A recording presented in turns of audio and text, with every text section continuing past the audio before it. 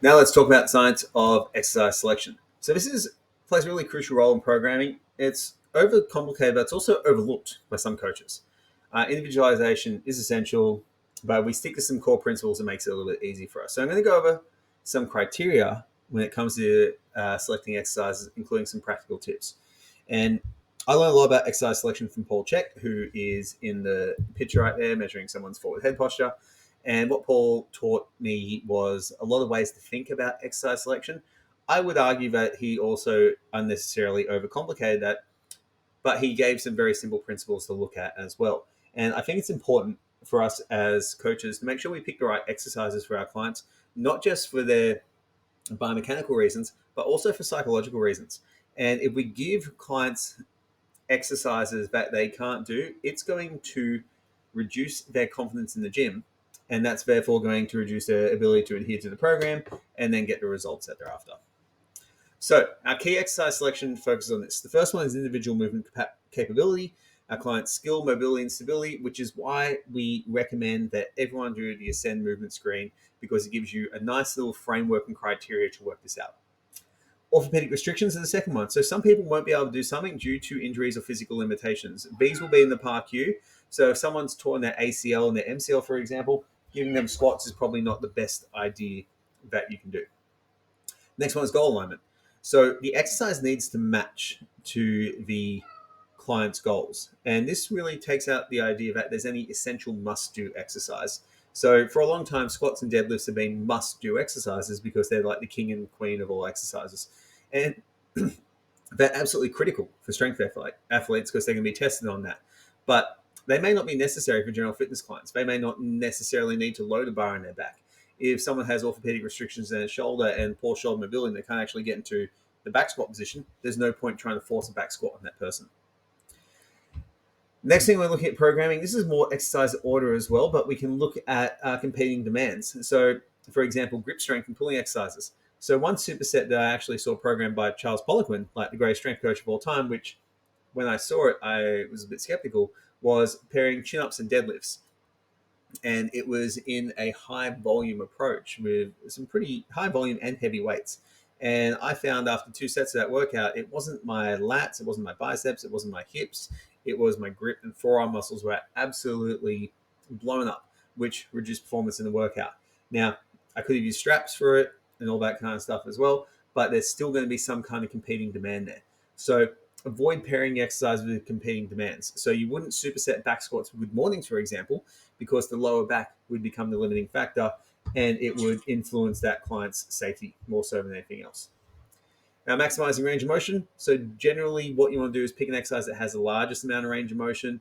It has potentially more benefits for hypertrophy. It definitely has more benefits for mobility, unless training specificity dictates otherwise. So if I have the choice to do a full squat or a box squat, I will always pick a full squat for the client.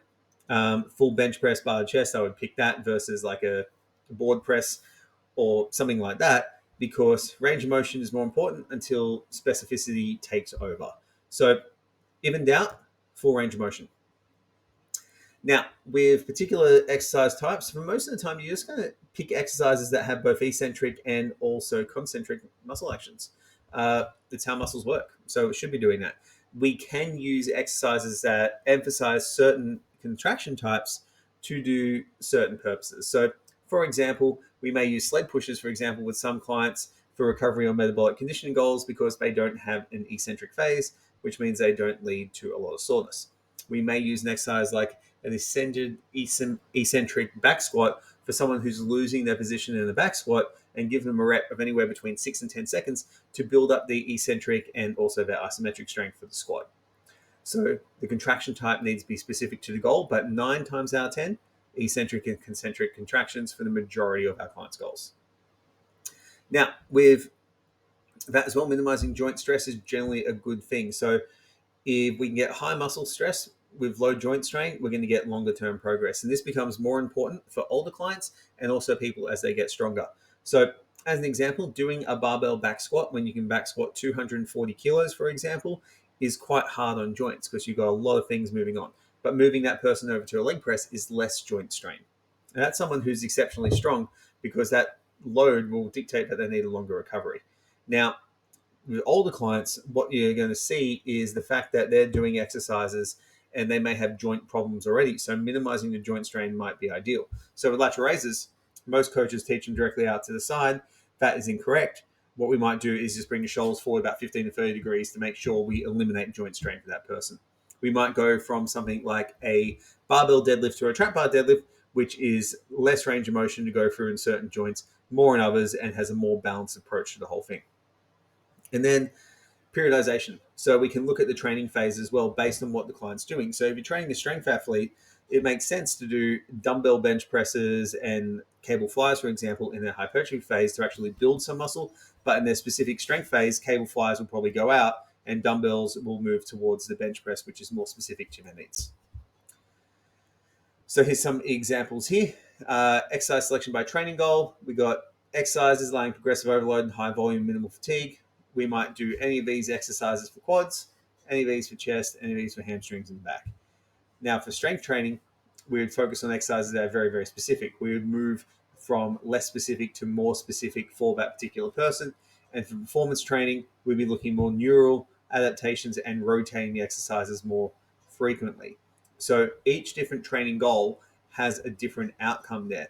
So for performance training, you might be doing exercises that emphasize rate of force development and minimize eccentric contractions to minimize soreness. And then exercise selection wise, you may start looking at low impact prehab focused stuff to actually bulletproof as much as you can, not that you ever can, the athlete for the future. Now, injury management, you can use feedback and also what the client says. Now, there's lots of progressions in the course that will help you through that. Okay, so we're not going to dive into that too much here. You can also do common adjustments by lift weak points. And we've got a list here, and these are written in the course notes too. And this brings up an interesting point for me in particular, because a lot of people in the fitness industry argue against, corrective exercise all the time.